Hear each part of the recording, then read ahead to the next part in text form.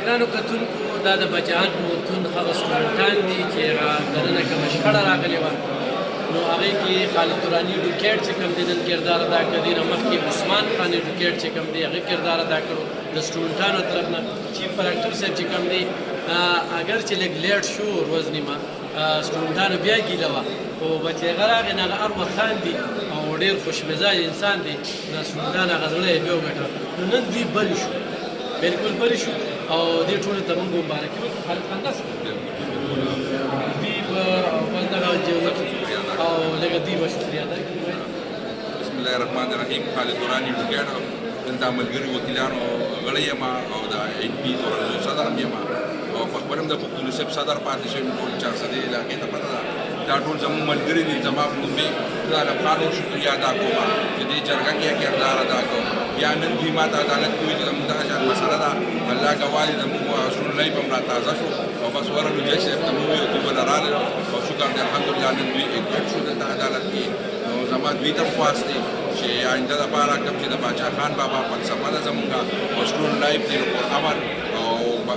بغیر تشدده خپل سټوډنټ لایف پالیټکس دی کوي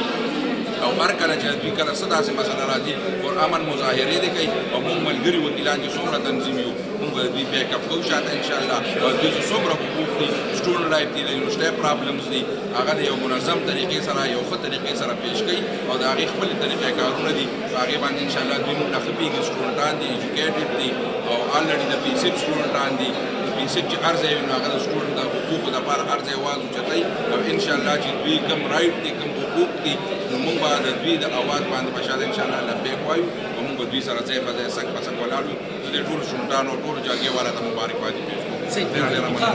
کتونکو دا د پي سیب سټوډنټان دي یو یې خو ایکسپیرینس شو تجربه شوه په پوهنتون کې چې څه مسله وي بالکل دې سټوډنټانو ته ویلی شي ستاسو اواز یې مخکې پورته کړی دی بیا به یې پورته کوي د قانون په دایره کې او چې څومره سټاف دی نو پکار ده چې د دوی سره چې کوم دی نو تعاون کوي نو زه د دوی د دې اخلاقو نه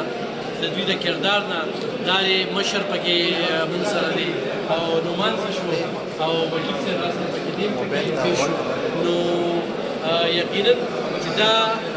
پښتانه دي پښتون چې کوم دی هغه پښتو کوي جرګه کوي د پي سیب سټوډنټ چې کوم دی کله تصادم یې نه دی خوښ کړی خو بس گیر شي او اکثر دا چې ایمل خان په پښتو کې خبرې کوي نو وي کنسل یې کوي خو چې بل اردو کې لګیا وي